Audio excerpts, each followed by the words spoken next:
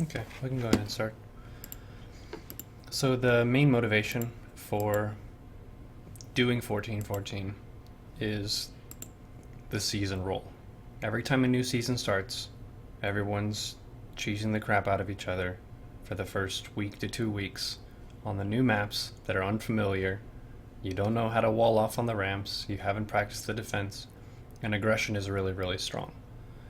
If you're going hatch first, a lot of times your overlord, maybe you haven't figured out the pathway, a bunch of lings kind of circumvent that and then suddenly arrive in your base, and you get caught off guard a very high percentage of the time.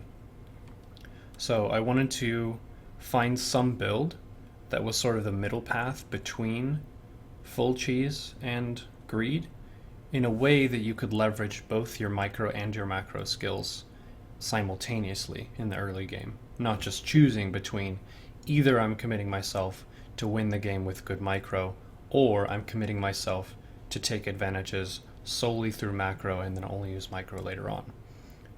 I kind of asked some people what that build might be. 1312 is obviously a pure cheese, 12 pool is obviously cheese. Hatchcast pool is like the safe economic opener that's established itself in Legacy of the Void. So with the 12 worker start and our supply cap at 14, 1414 is better than it was in HOTS, and it was already quite good in HOTS. It's sort of like a muscle aggressive build where it's not just one swing that you're heavily committed to. You can continue to press the attack at your opponent as long as you take favorable trades and decide whether you want to drone and expand behind it or continue to attack and then inform what your transitions are going to be. So agitate him and ascertain the pattern of his movement. This is not a new principle. By pressing the attack at the opponent, they will show you what they're working with. If you send in 2 to 4 lings just for a basic scouting read, those can be denied. Maybe they wall off with 4 lings, so you can't get into their main, or they have a queen or 2 that shoot your lings and they deny scouting. If you go 1414, they will show you what they're working with. They can't just deny the whole attack with a few units. They basically have to disclose what their game plan is going to be. So I listed the build. That's fairly straightforward. I don't think I need to read that out loud. The basic reason it's 1414 is due to the first overlord timing. You start your gas and your pool before your overlord, which is quite nice. I also put in red text an all-in version, which I would encourage people to experiment with to kind of see what suits them, also kind of what fits their mood on a given day. Some days you really just want to be pressing into opponents and not messing around with deciding how much to drone. It is good to kind of diversify your approach to the game and have some scenarios where you really press until the game is over. It's a useful exercise. So let's dive into a game first, and then through these games we'll kind of touch on a lot of the principles in the various sections of the attack, transition, mechanics, and execution. Make it more lively. Most of these games we're going to cover are going to be wins, which are ways to take the victory. The latter part of the lesson will go over some losses. I have a loss that I played against they're old, so I think you'll probably have to watch it on stream actually. It's no, gonna disconnect. patch. Yeah. Wow, what timing. Oh well. Do you have the stream link? Yeah. Thanks, David Kim. Okay. Let's start with Endion. Endion is definitely a map that has some key differences from maps that we're used to. Lots of destructible rocks, and 1414 is really nice in that you can punish the opponent for making a pool first to try and break their rocks. This game is against 16 pool gasless expand, where the reason they take a 16 pool is to make lings at an early time to close the rocks and secure their base so they can play greedy. 14-14, you're getting lings out earlier than them, so you can be attacking their lings before the rocks are broken.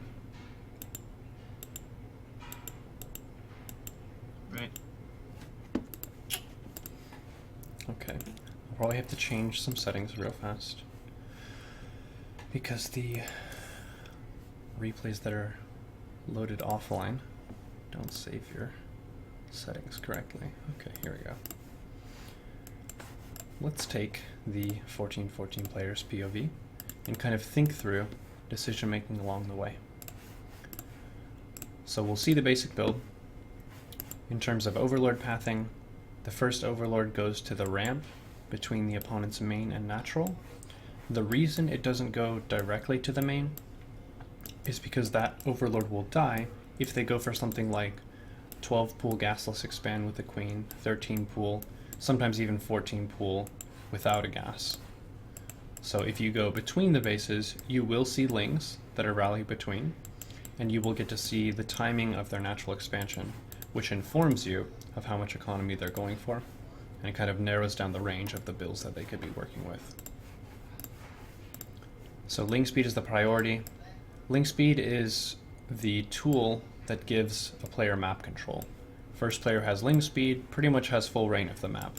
If slow lings are committed across the map, the player with speed has the time it takes for the slow lings to arrive to make an overwhelming number of lings, and the slow lings cannot retreat. So I see with this first overlord here that it's a late hatchery. If it was a hatch first, it might be at maybe 85% completion. So I know for certain that we're dealing with a pool first versus pool first scenario. You can see here in the vision of everyone, the opponent has some lings that are committed sort of across the map, but they're not really able to press forward and attack. One of the great luxuries of going for 14-14 is you will always have something in the early game to fight whatever they're pressing you with. So if it's some basic lings, you have some lings plus a queen plus high ground, so lots of advantages. And we have a gas lead. This is actually 13 gas, 13 pool, but we'll see sort of the edge of gas being used in this scenario, and a couple of drones. So units tab. 14-14 gets up to about 16 workers, which is one base saturation for minerals, but we put 2 of those on gas. Being really assertive is good in ZvZ Ling-Bane. If the opponent kind of gets a lot of room to do what they want, they can morph a lot of Banes and give you a bad time. Generally, it's always going to be easier to attack with Banes than it is to defend against Banes. So if you have Baneling tech, leaning forward into your opponent simplifies the mechanics involved. You can just move command Banelings forward rather than having to box lings and then target fire Banelings, which is a little bit more dangerous, dicey. Right. This configuration here, since I have the edge of gas, I can make Banelings, but if the opponent is making pure lings and they're not droning very much at all, you don't really want to overcommit to Banes. If you make too many Banes, think about the number of lings here. Say I made all of my gas into Banes immediately. They would have enough lings to very clearly beat my lings, and I would take some heavy damage and I would have to retreat. If I retreat, my Baneling cocoons are exposed, and they would be able to focus those down and kill them. So I want to be very kind of slow and conservative with the rate of morphing Banelings so that I don't lose my Ling momentum, I don't lose my Bane momentum. We have similar larva income. We both have an injected main hatchery and a natural hatchery. Theirs is not injected, so they have a slight larva lead. So I want to kind of gently apply Baneling pressure without heavily committing to it until I get some good hits. So the task for a player who's going pure Ling against Bane is to trade with their Lings whenever it's favorable, and to go around whenever the Baneling count gets too high. So you'll see this opponent go for a bunch of big counterattacks whenever things look bad for them, and generally that's going to be good for the Speedling player. A lot of times the Baneling player won't have Baneling defense if they're leveraging them aggressively a lot. One mechanic that you can integrate, if you realize it's kind of a hyper-aggressive match that's kind of cheese versus cheese, is make a pair of Lings not bound to your army and just rallied kind of to your natural expansion, and then morph those to Banes and just leave them there. Say those are your safety Banes. Those Banes will win a lot of games. You'll see a lot of players, like in this scenario, they just run up the ramp without vision. It happens a lot in ZvZ, and it's generally a pretty good risk. Most players in most leagues, even in GM, will skip safety Banes. You don't even worry about using them and like microing them. You just leave them there and hopefully they get good trades. If you see the opponent coming in, generally it's better to select them and then make sure that they get a good connection, but putting them in the game is the more important step than microing them perfectly. It's a pretty low APM move to kind of have the Bane selected and then right click in the general area of the Lings.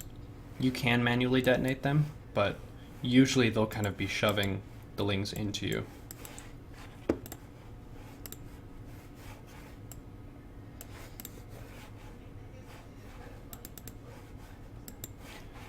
I would also kind of highlight how nice it is to have a build where you can focus on a couple aspects of the game. So with 14-14, you don't have a lot of bases to macro. You don't have upgrades, and you can really hone in on Ling-Bane control. Using your mouse effectively with Ling-Bane is very much a work in progress, and there's a very big disparity in skill between players across the leagues in how well they can box their units, selecting 2 to 3 Lings to attack Banes, having their Banes go to the appropriate targets, using 2 control groups for Lings and Banes. This is kind of a way of restricting the various Zerg tasks that you have to just a few things, so you can give more attention to those. One mental thing that I kind of applied for ZvZ was, rather than say, oh, I like Ling-Bane or I dislike Ling-Bane or I like Roach or dislike Roach, embrace whatever is going to happen. A lot of Ling-Bane is going to be forced upon you in ZvZ, whether you like it or not. Even if you decide that you're never going to be a Baneling player and you want to go Roach all the time, people will still attack you with Baneling. So eventually, in ways, you will have to learn how the unit works, how you can deal with it. My approach moving up the ladder from Platinum to Diamond was mainly, in ZvZ, I would face an attack that killed me, that I couldn't defend, and I would do that attack until someone else defended it. And they would effectively show me the defensive procedure. So the first build was actually 15 gas, 15 pull, 15 hatch. And then you pull all your workers off gas and you go for a Ling all in. And you just inject 2 bases, which, kind of like 14-14, you're isolating some of the aspects of Zerg to focus in on injecting and Ling control, and you have a very clear opportunity to win the game.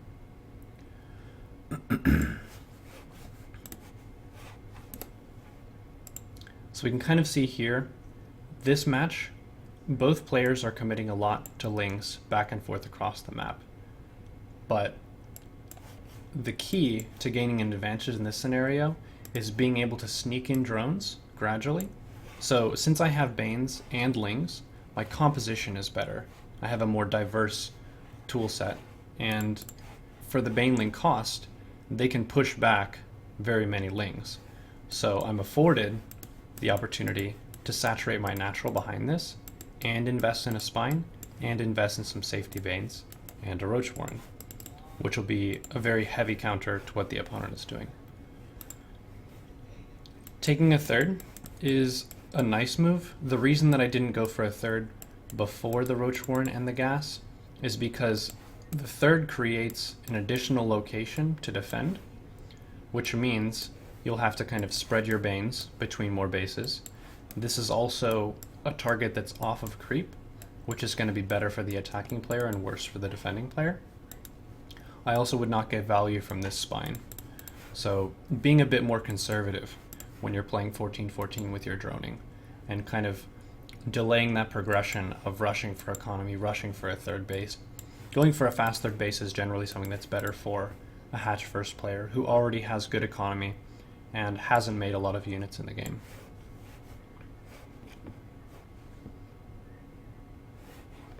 Keeping Banes in groups of 2 is a really crucial skill. A lot of Baneling fights are kind of decided by those mistakes that players will make. They'll have 4 or more Banes clumped up, and 2 Banelings will defeat any number of Banes that are in their splash radius. Lings too, right? Mm-hmm. Banes one-shot Lings unless the Lings have 1 armor upgrade higher than the Baneling attack upgrade. So, say for example, if this Zerg player got Carapace for their Lings, it would take 2 Banes to kill the Lings. If you got a melee upgrade, you had 1 melee to their 1 Carapace, your Banes would once again one-shot their Lings.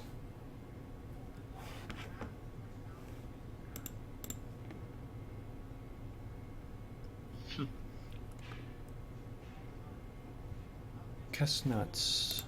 I emailed you the Discord link whenever you're ready to join the class. I know you had some obligations and you were going to be joining late.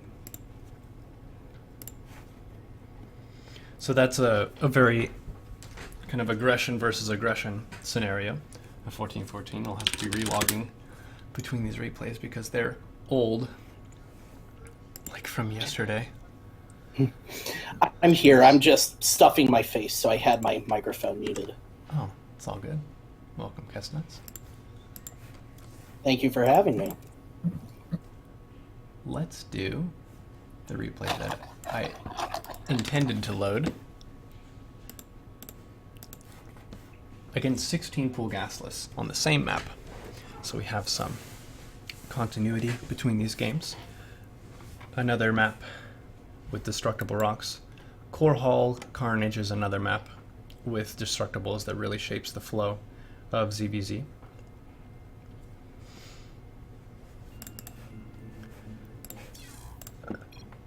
One thing that Juno taught me when you're kind of scouting and moving with the opponent in a match is consider the intention of what the opponent is trying to do. In this scenario, the opponent goes for the 16 pool gasless expand and tries to break the rocks. When you see the opponent trying to break the rocks, they have expressed the intention that they don't seek to attack you immediately. Rather, they're trying to create an obstacle for you to attack them, which is sort of an intention for greed. We'll notice with the timing of 14-14, the Lings will be at the rocks before they're totally broken, even with a pool first opening. I believe if the opponent went 12 pool or 13 pool, their Lings would be early enough to seal the rocks, but if they were to do that, let's say in this scenario, I have 6 Lings to their 6 Lings. We're basically even, and I can prevent them from breaking the rocks. That's with a 16 pool for the red player. If they went 12 pool or 13 pool, the rocks might already be dead by this point. You can make the inference that if they opened an even earlier pool than 16, they had to sacrifice some economy to do that. With 14-14, you do have a decent drone count behind it. You do have the capacity to expand, so a couple things you can do. One would be to invest in something like drop, and try and drop the opponent and work around the rocks. So maybe finding any area with short air rush distance. So say this Zelnaga Watchtower. You could load in some Lings and Banes, fly it over here, drop the units, and then attack the opponent. You could catch them off guard. Overlord speed would be another tool. The alternative would be to be greedy yourself. And if you're going to be greedy, one thing that I note in the guide is taking Lair early on is a really good choice for getting information about what they're doing. Overseer scouting early means that you'll know if they're going for Ling-Bane, Roach, or Muta, and it also unlocks your ability to go for early Muta against their Muta, if you see that they're going for that.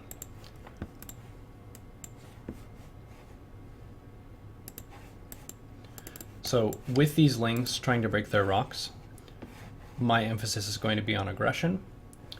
They've demonstrated their intention to be greedy in the game, and often that's going to mean that they were hoping to cut some corners in their defense. You notice they only have one queen and a spine that's not yet finished. They plan to have the rocks as their main defensive piece, and since that didn't work out, they don't really have a plan B. So I'm morphing the Banes a bit aggressively. You could say that the location of my Bane morph is a mistake. Those didn't finish. You do get refunded, but the Ling still dies, so it is a loss. And the refund is partial.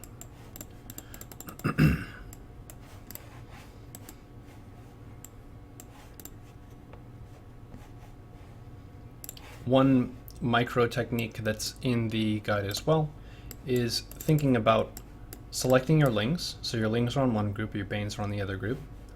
Your Lings are selected, you can right-click a queen. Lings are pretty good at trading against queens, and then you use your Banes in a separate hotkey to defend those Lings against the opponent's Banes and Lings.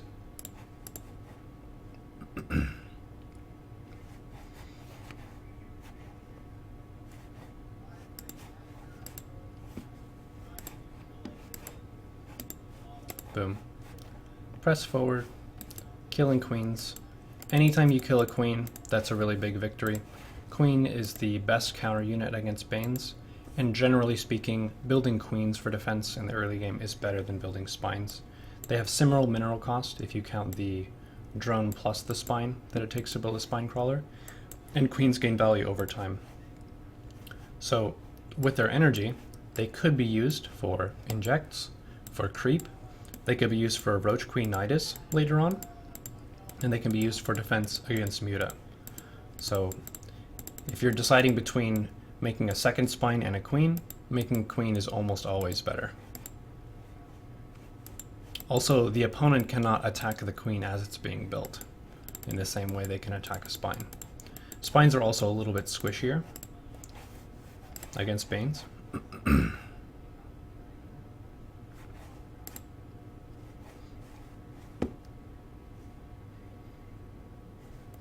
Move command for Banes. Generally, when the drones are being run around like this, rather than automatically detonate the Banes, I will have the Bane selected and I'll right-click a drone that's kind of in the middle of their cluster of drones. Attack moving and you'll kind of just hit the outer edge of the drones and often won't get as much value as you could.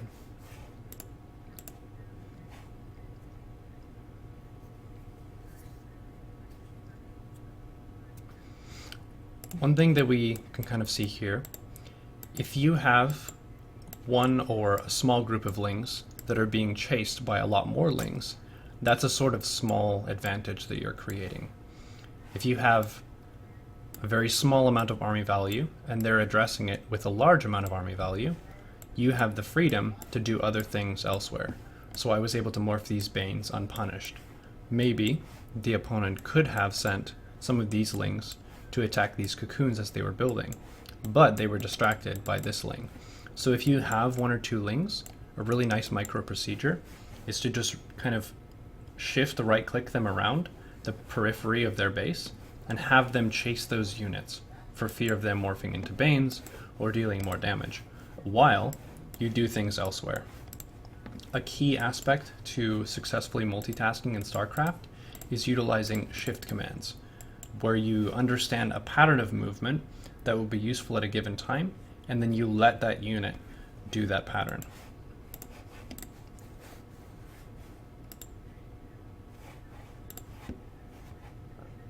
So again, Lings right-clicked onto the queen, Banelings move commanded up the hill. I did attack move there once I saw that there were 4 Lings all attacking one of the Banes. The single Bane will attack and kill all the Lings, and then you can move command forward again. And then here, I killed the workers and gas, and there's 1 Baneling remaining. This is a scenario where you have a decision between hitting the larva or hitting and damaging the drones. Technically, with the amount of damage the opponent has taken, they're already dead, but you can still consider hit the drones if you think that you can follow up and kill the drone soon. If you're not sure about that, hit the larva. The larva is guaranteed amount of damage.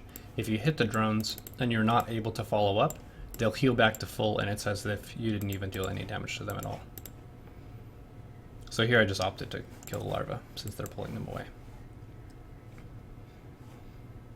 I mean, it looks like you can basically damage both at the same time from that position. Mm-hmm. Yep, more damage is always better if you can get it.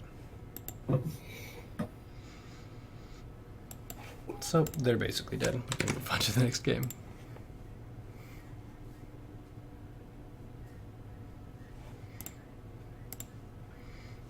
One thing that I put in the execution section is try to keep one leading Ling in front of your army so you know what lies ahead and not get caught off guard by forward Banelings. One of the most satisfying ways to win is having forward Banes on the map, and the opponent rushes into you with 20 to 40 Lings, and you kill all of them with 1 to 2 Banes. The counter to that, if you are the player with the Lings that are moving, is having one Ling. Jack told me it was like what Polt was saying for Terran, having one Marine in front of your army that acts as a flashlight to see any bad guys or criminals who are out on the map. For Zerg, it's the same thing. You get your cheap mineral unit that's out in the front providing vision. Kind of like a hero unit, basically. Okay. Is there somewhere, you said there's a guide you're looking at? Is there somewhere I should be looking at? Yeah. I'll paste it in the Discord.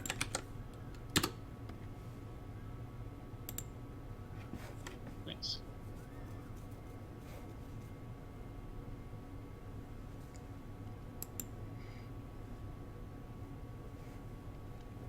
Nice, I got your replay. Guess nuts.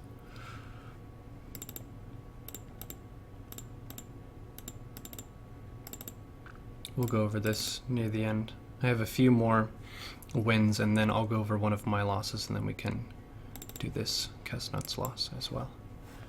Sure.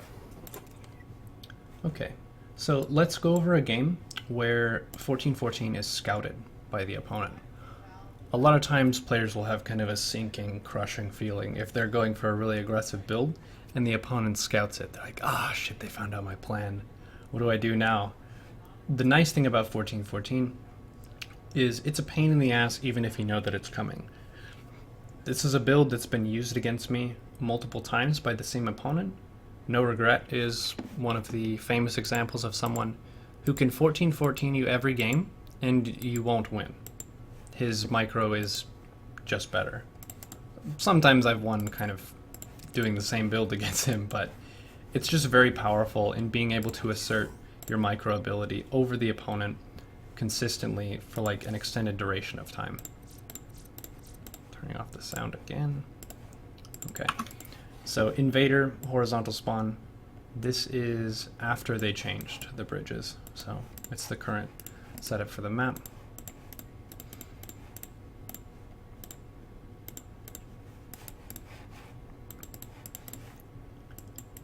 So you know the build. First Overlord's going across. And the opponent Overlord goes in and sees we're making a queen. The nice thing about going pool first is that they can't fly over your base. If they were to right-click your natural expansion, your queen could kill the Overlord. This player is paying attention. They notice that the hatchery is kind of jiggling, so they're going to look for a while and then turn back. So that's Ling Speed, Bane Nest, and then I see the opponent is not making a queen. Now they are. It's a hatch first build, and they're going Baneling Nest first and a spine. This is the correct defensive procedure for the opponent.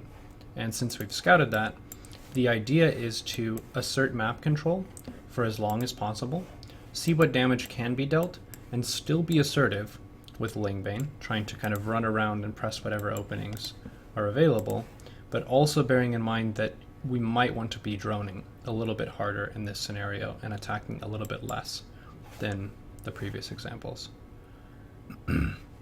2 queens and a spine, really good defense, running into the main and getting some larva since there was only 1 Bane left. So I'm still making Lings, but I did sneak in a couple drones. So I got a third worker in the gas, and I got 2 more workers in the main to get full saturation. And I took an Evo chamber. This map has a pretty long rush. You'll notice the path of the Lings is kind of up and around since the horizontal bridges were removed from the map. So going for upgrades for your Lings is a lot better than it used to be on this map, and it creates a clear edge over the opponent. The opponent has the edge of larva. Their natural was done earlier. They have queens.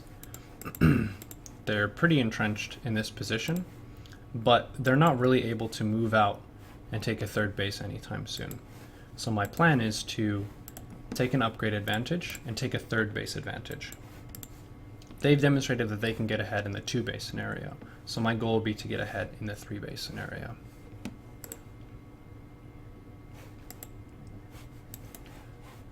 A way that you can kind of control space with 14-14, if you realize that they're going to defend successfully, is to have your Lings and some Banes outside their base. It's a lot more dicey for them to just move out, even if they have a lot of units, if you have Banes in the main attack lanes leaving their base. And then things like this, if they send their Banes, putting 2 or 1 or 3 Lings on their Banes to trade those out is generally good. So I'm taking my third. Natural is getting droned. I'm making units again. I have about a little bit more than 1.5 base mineral saturation. Sending 1 queen to the third base. I want to make sure to get larva value from that hatch as soon as it's done. This was actually a leak in my ZvT. A lot of times I would have a third base finish and it would not be injected immediately. Injecting in Legacy, we only get 3 larvae as opposed to the 4 of Wings and Hots. So anytime a hatchery is not injected, you're suffering a little bit more if your main unit is Zergling.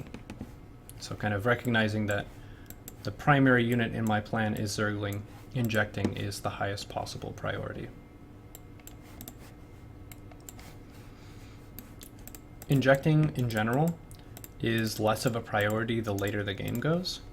So if you're ever at tier 3 tech, say you have Hive, you have Ultra and Broodlord, and you have 4 to 5 bases, you have more than enough larvae to make the units you need to, and mix in Lings. And if you're ever low on larvae, you can make Queens, which are excellent supporting units for Ultras and Broodlords. So I'm attacking again now, because I have Carapace. I know that the opponent has gases and no third, which looks like Muta. A Muta player will generally try and make as thin of a defense as possible.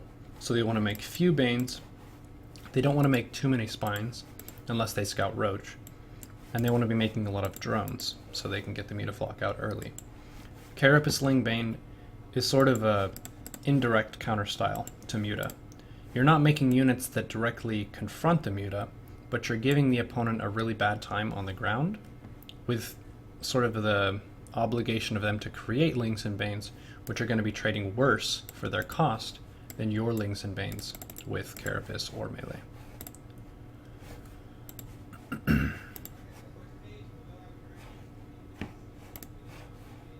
Fairly straightforward micro. One thing to bear in mind as well, notice I'm not kind of attacking both bases at once. Your Lings and Banes can kind of support each other, and if you spread them out too much, often you'll leave some of your forces exposed. So if there were some cocoons in one of your bases that were not protected by Lings, they could be picked off by the opponent and they wouldn't really get to do their damage. And the opponent's dead. Cool.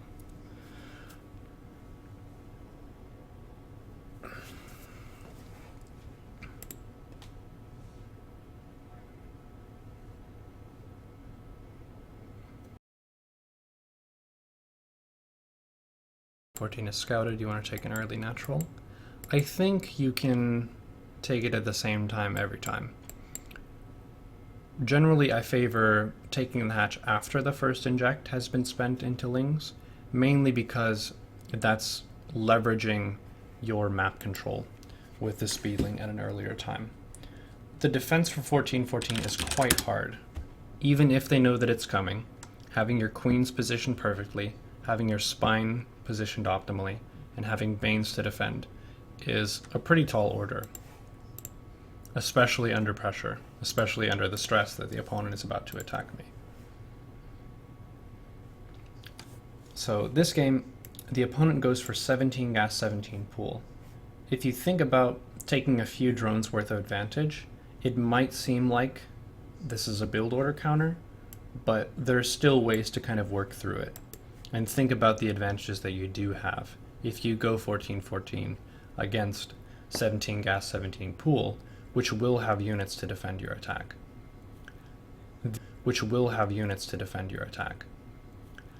The target prioritization is a bit different for 14-14 against hatch first versus like this particular build, 17 gas, 17 pool. Trying to kill their natural hatchery is generally better than trying to push forward in the main if they're going pool first.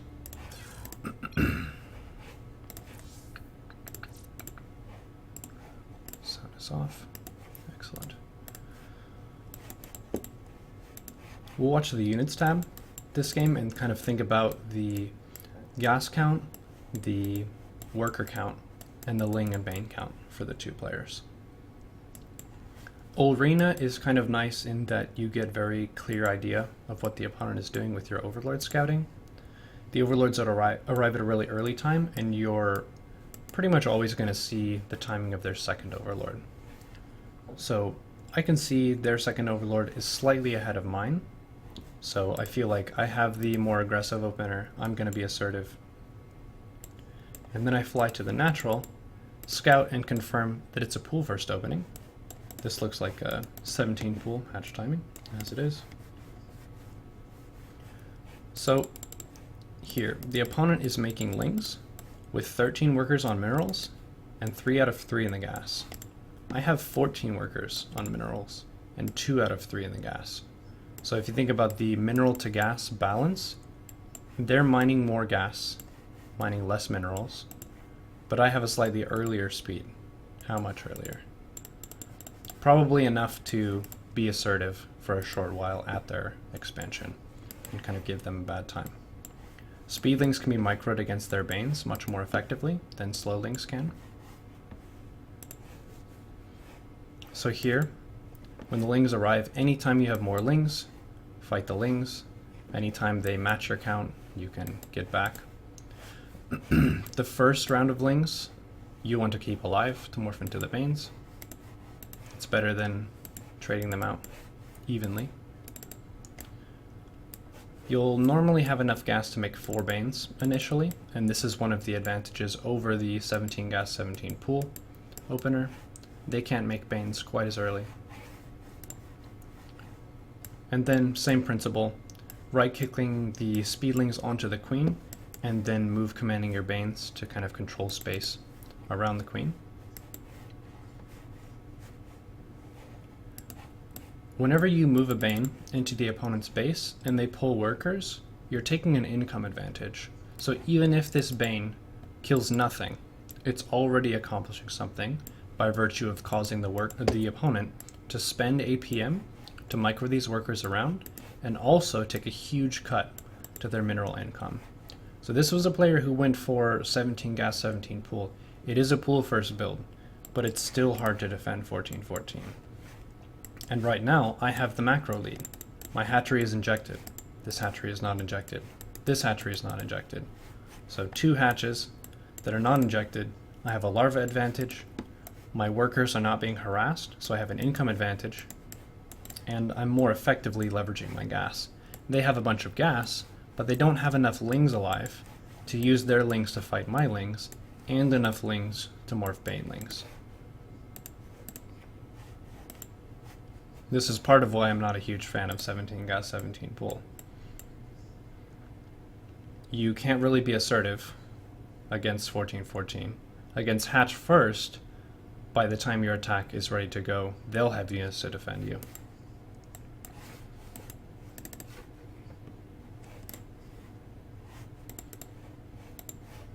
So what you're saying is hatch first or cheese, basically, because the middle ground sucks. a key element of ZvZ is to have a very clear idea of what your advantage is going to be. So how are you trying to shape the game? 17 gas, 17 pool is sort of a way of not shaping the game at any point early on and taking an approach that's neither assertive nor greedy. It's sort of a half-assed hatch first, you could say, where they want It's to be very economical. neutral. Yeah, they want to be economical, but they don't really try and toe that line as much as possible. It's a little bit overly cautious, you could say. Makes sense. Yeah. One thing that I think motivates a lot of players to go for this build, and it is a viable build, like you can get to a high level with 17 gas, 17 pool, is the defensive procedures in StarCraft are very hard, often more difficult than the respective attacking maneuvers. So if you are a player who's like defending 13-12 and you opened hatch first, if you consider the optimal defensive procedure with correct micro, correct decision making, correct queen placement, building placement, and baneling placement and drone splitting, you can defend and win hatch first against 13-12. But it's quite hard to do, even if you have an idea of how to do it. For that reason, a lot of players will say, oh, well, I keep dying to 13-12, therefore I should go for a safer build in hatch first because I'll automatically lose, which isn't necessarily true. 14-14 is kind of a way of working around those scenarios entirely and being more on the front foot more often in the matchup in general, which I feel like makes players more comfortable and confident because they have really clear opportunities to take the victory, and when they're being attacked, they already have attacking units to fight their attacking units. Mm-hmm. And I would think that going blindly pull first like that is just kind of gimping yourself against an opponent that isn't cheesing. Yeah. That relationship you could also extend to hatch gas pool compared with 3 hatch before pool. It's one of the more frustrating scenarios for me mentally when I'll face an opponent who goes 3 hatch before pool against me when I go hatch gas pool. I mean, stream cheating aside, it's a gamble, it's a risk that players can take that can give you a really big larva advantage against someone who's going hatch gas pool, and the timing of the gas with 3 hatch before pool can keep you safe against a Ling-Bane attack from the player with less economy. So it's a really, really nice build order advantage that you can take if you think the opponent is going to play in a very standard economic way. But if you go 14-14, you kill them outright. So basically I have kind of a mental list of people who have gone 3 hatch before pool against me, and I say, alright, I will 14-14 you every time I face you from now on. It's very much kind of a merciless muscle build where you are forcing them to kind of compare their Ling-Bane control to yours in the early game. No way around it. It's going to be a fight early on, and they can't take any big risks. They can't go for an early Evo chamber upgrade. They can't go 3 hatch before pool. They can't go gasless. Dusk Towers is the only map where you can really go gasless in ZvZ at the moment. So this game, the opponent skips Bane and goes into Roach. Think about how that relationship works. Most people are probably aware Banes trade terribly against Roaches, so typically you'll want to be finding ways to work around that. Melee upgrade is a pretty good option if the opponent is skipping Banes. Baneling is a great counter to melee Lings. They have no additional survivability, they just deal more damage to other stuff. So we're both pool first in this game. I guess they did make a Bane nest, but they make a Roach Warren really early.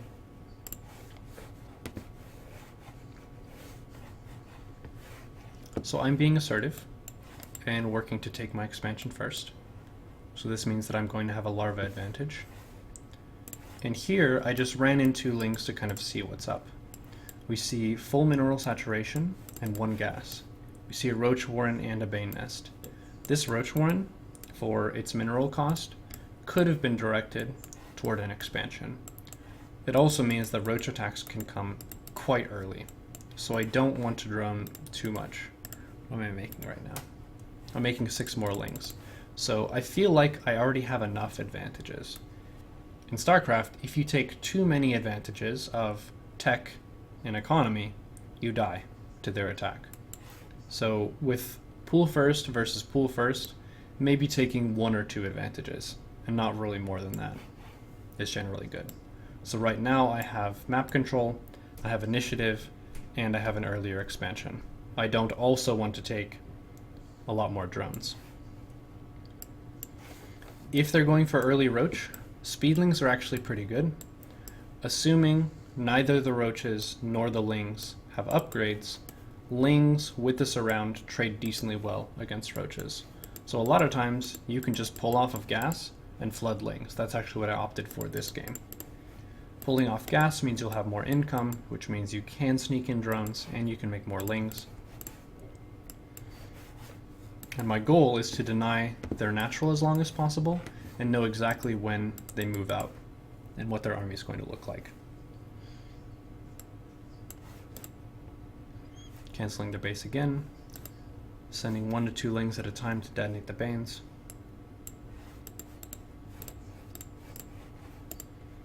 And now I'm taking +1 melee because I know their intention is to go for Roach.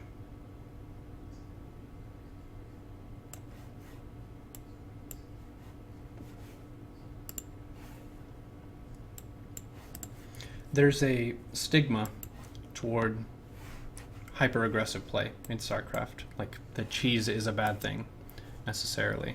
And No Regret is sort of a player with that type of reputation, where he is hyper-aggressive virtually all the time, and how some people will say, oh, well, if you want to get better at the game, you shouldn't cheese, which is totally false.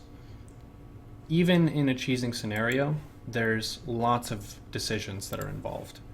This particular move, I learned from watching No Regret stream in particular, and I didn't think about this before I watched him do it. And I had gone 14-14 myself quite a few times. I saw him go 14-14.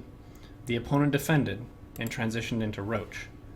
He pulled off gas, got melee upgrade, and then kept flooding Lings, and when the opponent moved out, he ran around the Roaches, leveraging the movement speed advantage of the Lings, and went for a base race against the opponent while making his own Lings at home and spine crawlers. So kind of thinking about how even in hyper-aggressive scenarios, there is strategy involved, there's decision-making involved, and there are things that you can be doing better. So be thankful for the opponent who cheeses you and wins, because they've just taught you a lesson about where you're weak and where you can improve.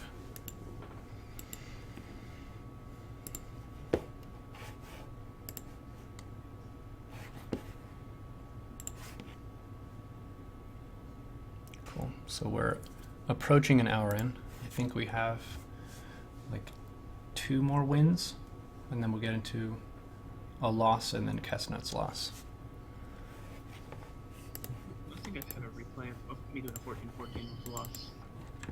Bring that up too. Yeah. Could you email that to me? Yeah.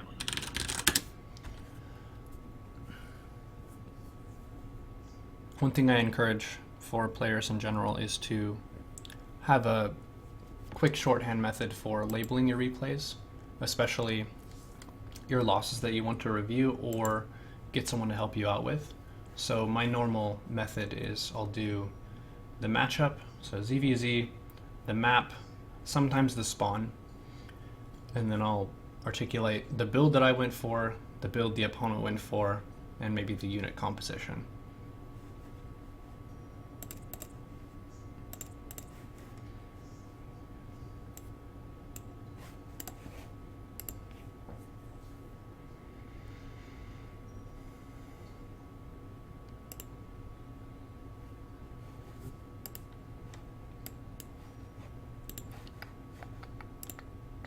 Let's go to Dusk Towers.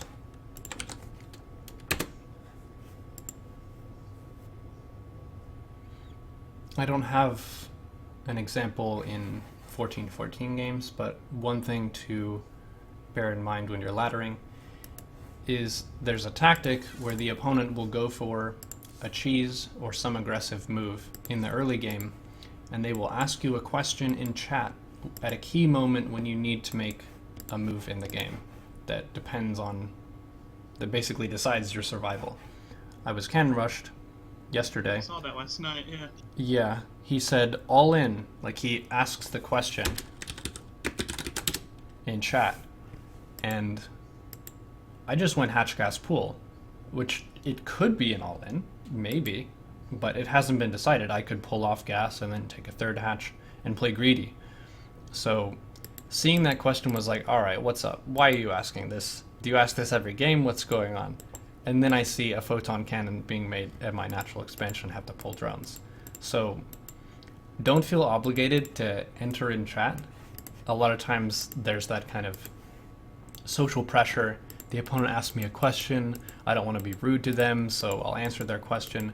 Sometimes that means you die because you press enter to get in the chat, you're typing words, and then suddenly banelings come into your worker line and you're like, oh shit, I have to press backspace, enter, and then try and micro my stuff after the fact. Don't trust the ladder opponent. You could be friends after the game if you want to have a great conversation about the universe, that's fine. But this is a fight. And people will throw dirt, they'll kick sand in your face, whatever it takes to win.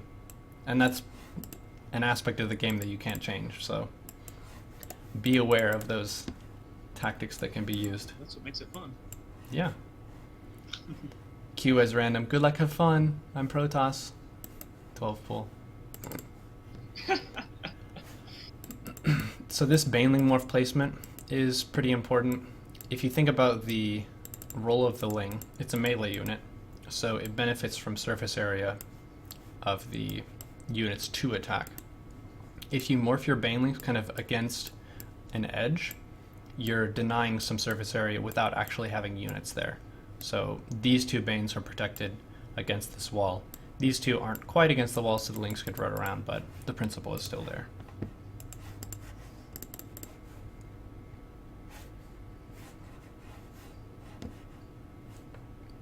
So this is an instance where the opponent defends very, very heavily.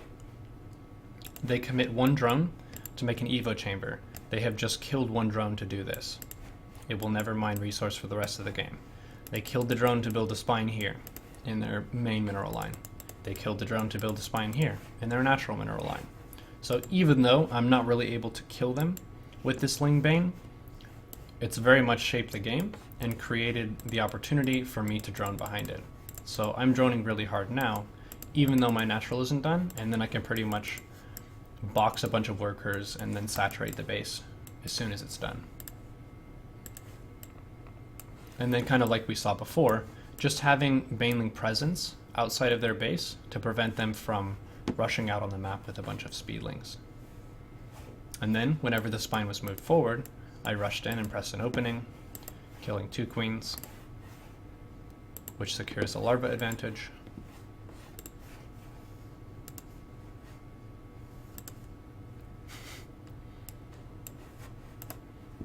When you're chatting with the opponent, APM efficiency is key. So as few keystrokes as possible. Maybe acknowledging what they said, maybe answering a question, but really understanding that StarCraft is about fighting the opponent and trying to take the victory, not about saying words to each other. So since I have a larva lead, since I dealt damage to the queens, I decided to make more lings and keep pressing the advantage. If you have a larva advantage and they don't have an ideal defense to defend against Ling-Bane, attack with Ling-Bane. Not only do you have the opportunity to deal damage, but you get a very clear picture of what the opponent is going for. I see an upgrade from this Evo chamber, they're going for melee. I also it's strange you can queue command for your Banelings like morph once they get to the enemies outside their base.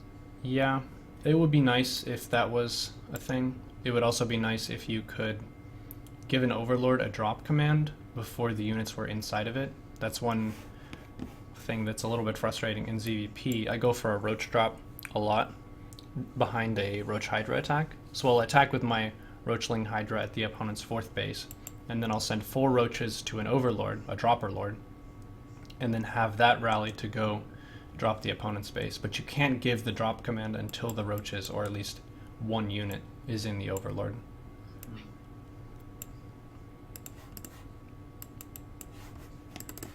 A good question to ask in any matchup, ZvZ included, is what is the most important overlord in the game? At this moment, what would you say for me is the most important overlord? The one outside their base, so you can see when they're moving out. The one that gives vision of their 3rd. So it's at the ramp. They could potentially push this back with queens, but they lost some queens, so I get to be a little bit more aggressive with my overlord placement. You want to know when they take their 3rd hatch because that's a key economy read. It tells you how many drones they could potentially have and how much larva income they're going to have.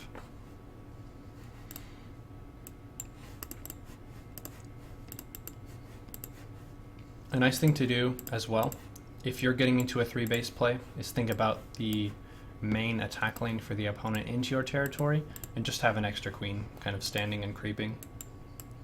It's going to make you trade a lot better against their Ling-Bane. Even if you don't hotkey your queens, one thing you can do is control select them. If you control click a queen, it will select all queens that are in the current camera pane, which saves you from having to do a really wide box if they're kind of spread out. And then you can right click their banes to focus them down as they're coming up the ramp.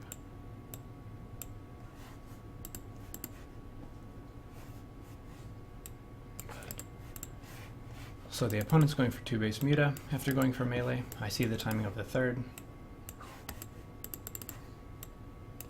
I'm going to press my larva advantage again with Lings and try and deny this base. At this stage of the game, if the opponent was going for Roach, they would show Roach when they're trying to take their 3rd base. So you can sort of make the inference that they're going for Muta even though you don't see Muta and you don't see Aspire. I do go for an Overseer Scout though. Really, really crucial to Overseer Scout as soon as your lair is done. Pretty much every game. That's virtually never a mistake.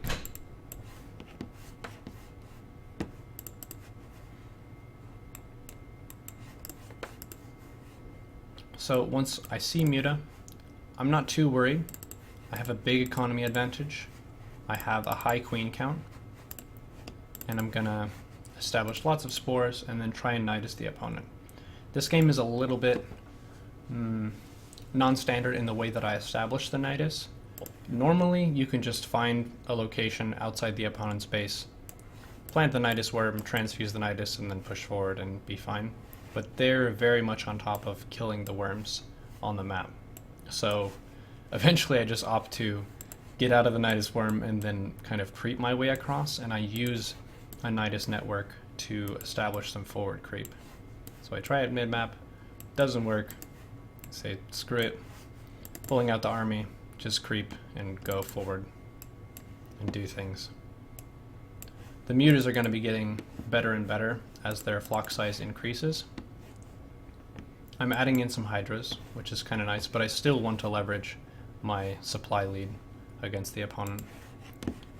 Roaches are units that don't really scale well into the late game, so if you have a huge body of roaches, finding a way to trade those out in a good attack is pretty good. So the queens and the hydras are the main way of dealing with the mutas, and then the roaches are just all around sturdy fighting units.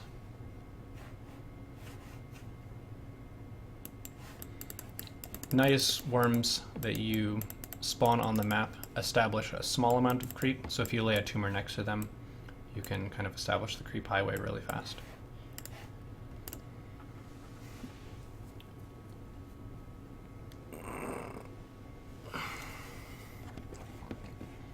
(14-14), very much a pressure opener. You can still get into pretty much fully standard macro scenarios, Roach versus Muta.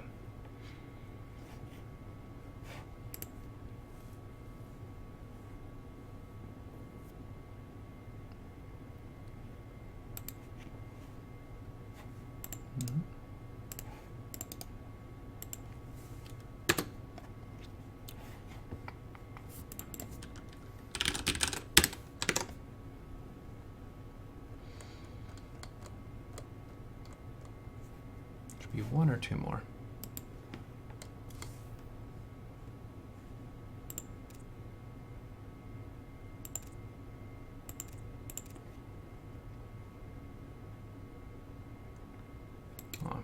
Let's do a defensive 14-14, just so we can kind of see the other side of the coin.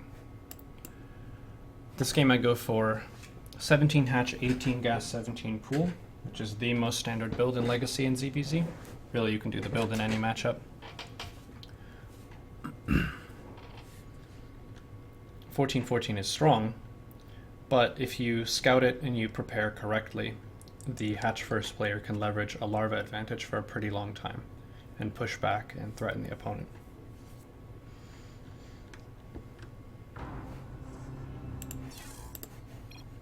Shh, be quiet, sounds. Okay. All right, so we have hatch first versus 14-14. Prion terraces units. Let's see if they do it the same way that I do it. They didn't extractor trick. They did the all-in version. So they didn't drone up to 17 supply. They pooled up 3 larvae rather than having the 2 when the pool normally finishes, which is good for demonstrating the defense. So notice here, they only have 10 workers on minerals with 3 in the gas. They don't have enough to make constant lings with the inject cycle and expand, so this is a fully committed attack. I scouted that their second overlord was kind of late, so I took Bane Nest first with the plan to take ling speed with the next 100 gas. It's actually a really crucial move to still take your ling speed after the Bane Nest. If you don't, you won't have an opportunity to attack the opponent for a really, really long time. So spine. Asserting your lings on their lings is generally a pretty good move. Not because you're going to necessarily take a good trade, but because if you're going hatch first against a pool first all in, it's still worth taking slightly unfavorable trades with your larva advantage. So I have 2 hatches producing larva to their 1. It's okay to maybe have 6 of your lings kill 3 of their lings because you can afford it, because you have a mineral lead in drones and in larva. A Ling-Bane player is also most vulnerable whenever their Banes are morphing, so kind of pressing into them and then pulling back whenever the Banes are done is pretty good. Hold position queens on the ramp is a really important skill. It sort of isolates the attack to just be at the natural. You don't have to worry about fighting in 2 places at the same time.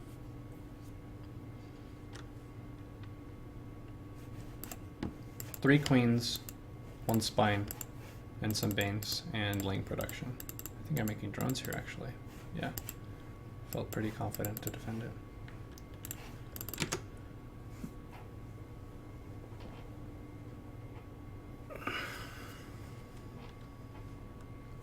Let's do a loss now. I got my ass handed to me by a EU barcode.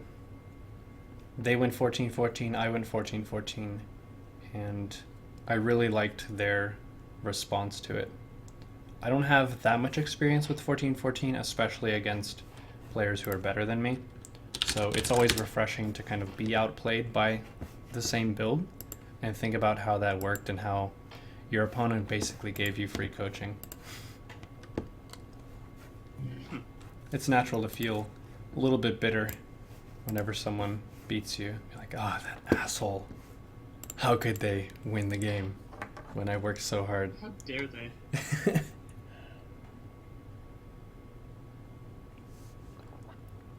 How many lings had you made before you scouted his all-in position? So I didn't include it in the notes for the 14-14 because it was a hatch first example, but the hatch first build, 17 hatch, 18 gas, 17 pool, 19 overlord, 4 ling, 2 queen.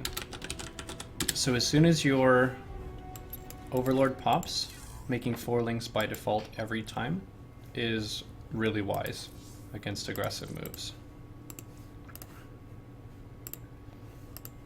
If you don't see their second overlord on the map, you can make 6 or 8 Lings, and then send those out whenever your Ling speed finishes.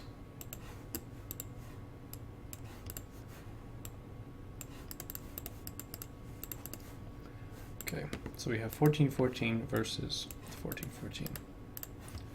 Let's look at the units tab.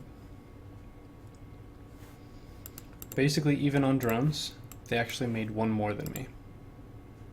So they got up to 12, now 17.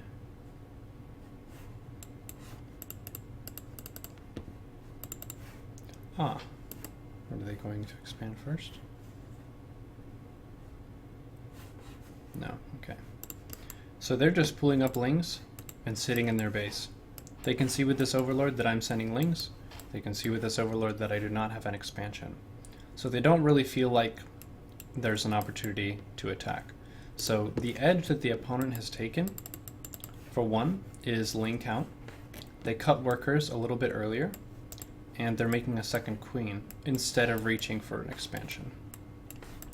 I have 2 more drones than them, one of which is kind of not mining right now, so I'm not getting value from that as income. And I'm pretty much playing into their advantage of a higher Ling count right here. So what I should be doing is thinking about this Ling count and how if we open with the same build and they have more Lings, I probably have maybe a slight economy lead. It's only 2 drones, but it is something. So I don't necessarily need to attack. I have vision of when they expand, so I could just run across the map and attack later when they do take it.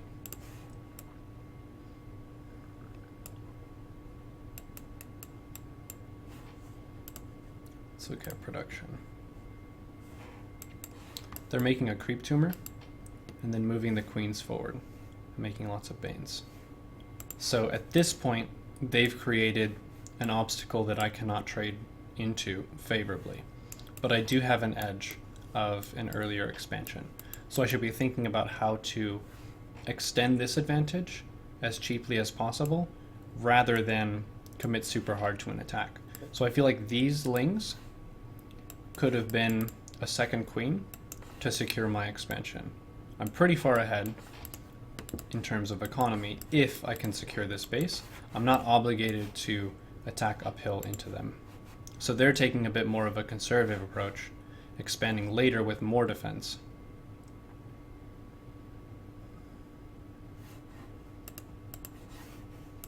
Another thing to make peace with too is some players are just going to have better unit control than you, but those players are going to give you the best practice at improving your own unit control. It's like that was a good trade by them, 2 Banes into 3. Now they're taking their expansion, and I droned when it wasn't safe to drone. You can think about every 2 Lings that you make could have been a drone, and in the heat of the moment you don't always have time to think about the most optimal choice for each larva between drones or Lings. Usually it's kind of done in waves of the larva comes, I'm doing Lings or I'm doing drones. If you make a mistake, sometimes you don't realize it until the opponent punishes it. So I made the drones and it seemed like a nice idea in the moment, but then when I see a bunch of Lings run across the map, I say, well, I think I'm fucked. I won't be able to defend my expansion now. So next time you face the opponent in this scenario, after you've gone over the replay, you can kind of say, all right, based on the advantages that I had, I could have done this to better extend my advantage rather than playing into theirs and sort of giving them some leads. I think that's one of the most difficult things for me is never knowing when I'm just about to be counterattacked. It's like all of a sudden, I feel like I just did some pressure, and all of a sudden, oh, I have a lot of things. Mm-hmm. So having 2 safety banes is a really good habit to develop. I actually got close to having a safety banes emote for the stream because there were so many really funny wins against players in ZvZ. Muta versus Muta, some games will be decided on safety banes, which doesn't seem like the main idea of Muta versus Muta. But if you think about 2 players, let's say for example they have 3 base saturation, minerals and gas, you can make mutas constantly and you'll still have minerals left over to make Lings. So you'll have the mute accounts kind of being compared with each other. But you'll also have a bunch of Lings in the game. And sometimes they'll pool up a bunch of Lings and then send them into your bases, kind of blindly, hoping that they'll deal big damage. If they send 80 Lings and you just have 4 safety Banes at your natural, you've virtually won the game with how much mineral income that could have been spent into their 4th base, into more drones, into spores and spines and various other kind of mineral expenditures. So again, that mechanic. Select your hatches, larva, 1 Ling that's not bound to the army, just rallied to your outermost base, and then morph those 2 Lings into Banes, and just let them be.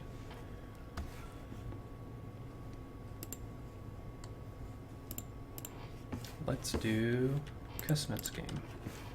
Did you email me your game? Yes, you did. Awesome. Download. Saved it.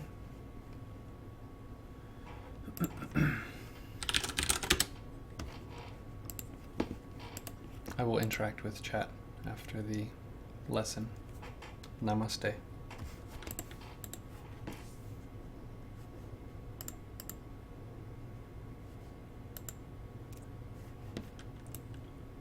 Alright. It's the Viking Swarm against a Zerg player named Protoss OP. Some people really go all out with the balance wine. So do you think Protoss is favored? I wouldn't even say just that. I would even name myself that Protoss is too favored in this game. It'll become my identity. I'll bear it as the banner, the flag that I wave every day. Every match that I play, it will be said without me having to type anything. Protoss OP.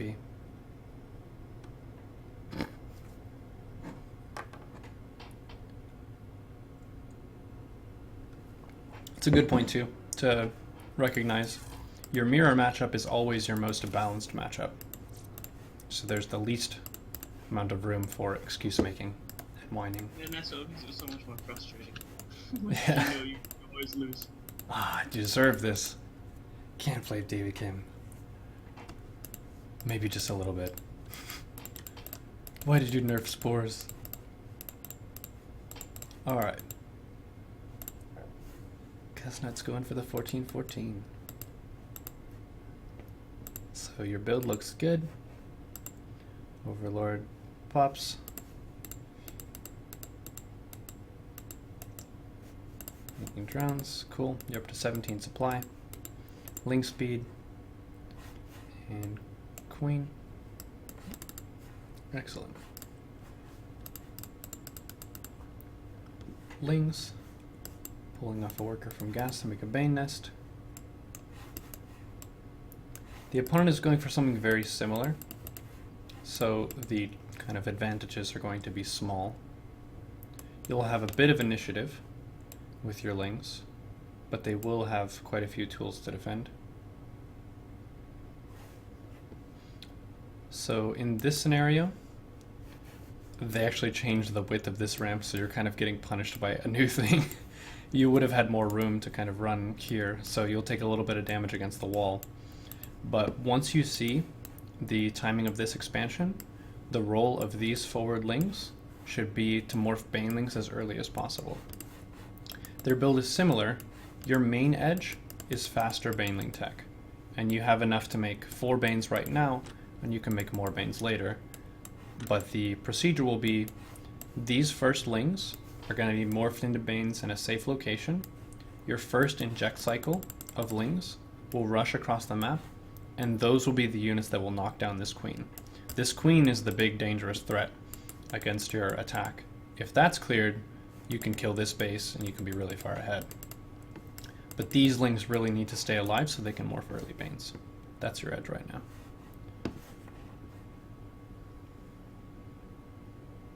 It can be tempting to trade your Lings with their Lings if your speed kicks a little bit earlier, but the key advantage for you here was Baneling tech, and they denied that edge.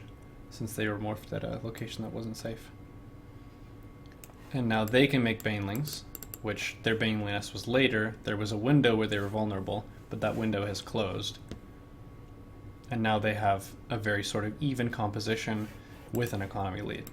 They have a larva lead, they have a drone lead, queen lead, and a spine. So this would be a really good point to start droning. You have map control, so that is the advantage that you do have, even though they're in maybe the better spot overall. If you have kind of some Lings and Banes around in this area, they can't easily charge across the map. So you could drone your natural and try and transition, maybe take a third base if you float some money.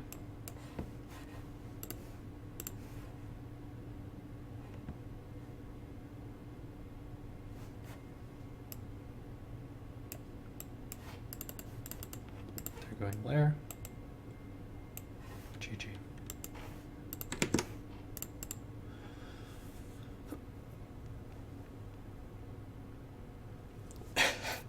Can't climb through a window that's closed unless you break it, but that's property damage.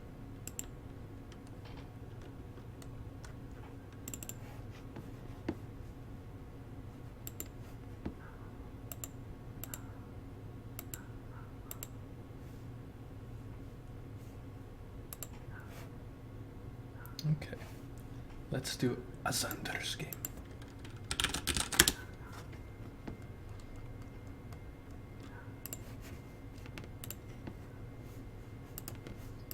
How well I really did the 14-14 in this game. I just know I did it, or at least tried. I bet it was dank. Oh, it stank. Humility is an incredible edge as a player in the StarCraft community over time. And it shrinks as you move up on average. So try and keep it intact. Don't let it go. Because if you get into GM League, virtually no one has it anymore. And that really is a big impediment to progress. The music is so loud. Why is it so loud? Okay.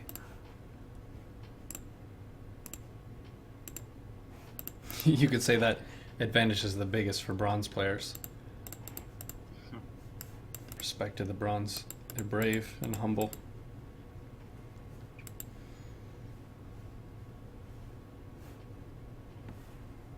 Cool, so you went 14-13. It's going to be a little bit less economy.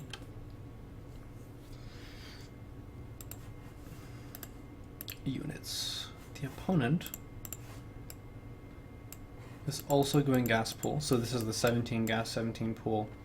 Kind of like we saw on Ulrina, this build is going to have a little bit more of an advantage against your build than on Ulrina because the rush distance is a little bit longer.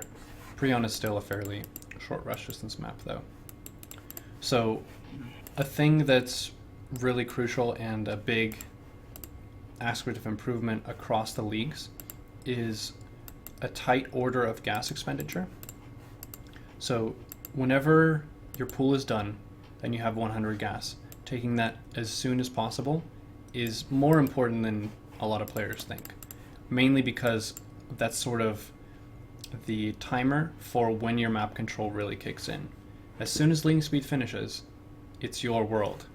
So if your link speed is late, you've given the opponent a little bit more room to kind of go forth with their plan. Right. Killing a queen is good. You know they have no expansion. You're taking your own expansion with a very clear edge. It's fantastic. Kind of like we talked about, if you have a big lead and you have map control and you have Lings and Banes kind of outside their base, sneaking in a few drones here or there with this build is really, really good. So you have like an inject cycle, maybe you could make 2 drones here or there because you have a gold base that's about to finish.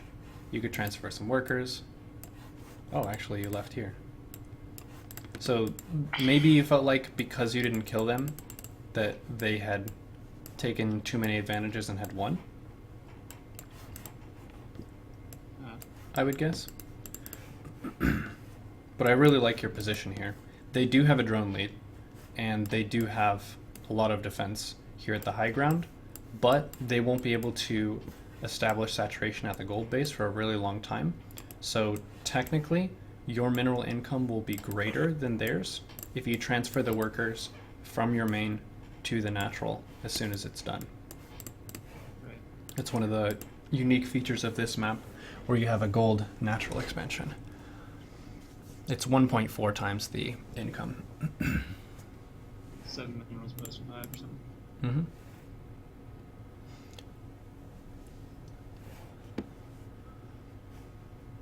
Awesome. DK, you're in the Discord. Did you have a 14-14 game or no? You have not. Cool.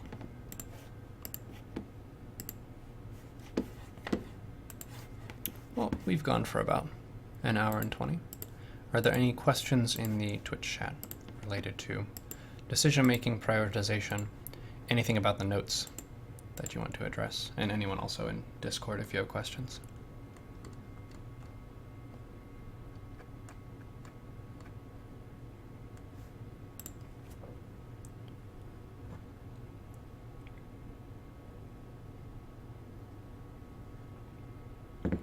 Not that it's an easy question to answer, but just learning to anticipate, like after you attack them, when getting counterattacked.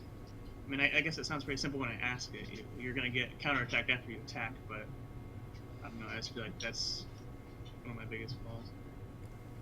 Yeah, I think that procedure of creating the pair of links and then morphing them to Banes by default will just give you that buffer of safety. It gives you some room to react if you say, oh shit, they just sent a huge group of stuff across the map. You do have safety Banes to buy you some time to produce a round of lings and then fight their lings with your lings. Another thing you can do as well to be even safer is to make 2 pairs of lings, morph 2 to Banes by default, and keep the other 2 in reserve. If an attack is coming across the map, morph those other 2 lings into Banes as well.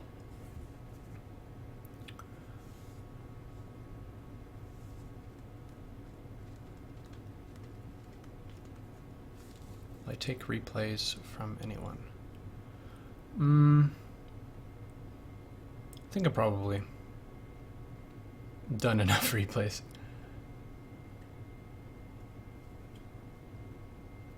When going 14-14 against a hatch first, if they defend, when should you stop attacking and switch to more economic push to keep it up? Critical mass of queens, if they have 3 queens pretty much that are clustered in a group, you're not really going to be able to trade well against that if they have Baneling tech as well or spine. So recognizing that, they have a lot of really powerful defensive pieces that cannot counterattack you in any reasonable time frame. That would be a good point to drone up, maybe take an evo, take an upgrade or something, or pull off of gas and go for a 3rd base for more larva.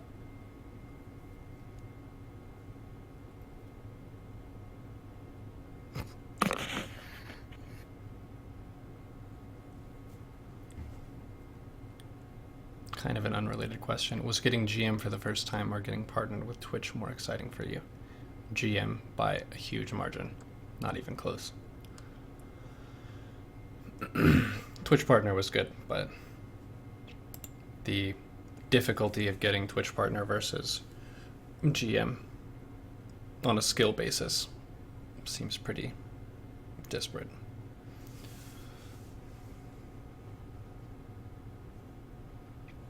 Getting partnered, a lot of it is putting in volume, which is similar for getting GM.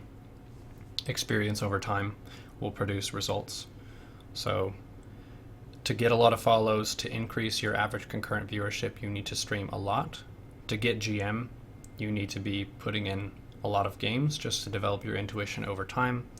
Keep exercising, keep improving your micro, keep practicing.